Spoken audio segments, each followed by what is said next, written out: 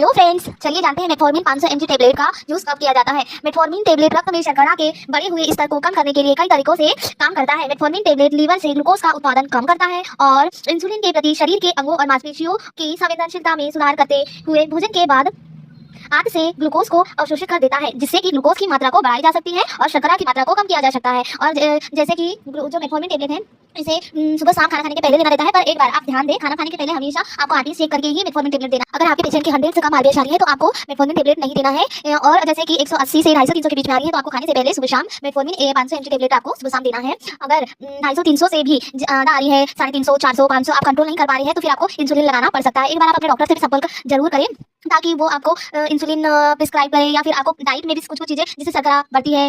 Hello friends, चलिए जानते हैं अगर आप डायबिटिक के पेशेंट हैं तो आपको कौन कौन सी डाइट प्लान करना चाहिए। चलिए जानते हैं। डाइट में विटामिन सी से भरपूर फल जैसे कि संतरा, खरबूजा, जामुन, सेब, केला, अंगूर। दूसरा, हरी पत्तेदार सब्जियां जैसे करेला, तुरई, भिंडी, लौकी और टिंडे। तीसरा, साबुत अनाज खाना जैसे कि ब्राउन राइस, रागी, ओटमील। चौथा, दालें खानी चाहिए जिसमें कि मूंग की दाल, मसूर की दाल। अगर आप मांस मछली ये सब खाते हैं तो आप मांस मछली अंडे के साथ लीन मीट भी खा सकते हैं। और आपको चीनी के सेवन से जितना हो सके उतना बचना है, मीठे पेयजल से बचना है। डाइट प्लान को कंट्रोल करने के लिए हेल्दी डाइट के साथ साथ फिजिकल एक्टिविटी भी जरूरी है। उसके साथ में योगा और मॉर्निंग वॉक और मेडिटेशन करना भी बहुत जरूरी है, जिससे कि आप अपने शरीर को हेल्दी रख सकते हैं। और आप डायबिटिक पेशेंट है तो आप डायबिटीज को कंट्रोल कर सकते हैं।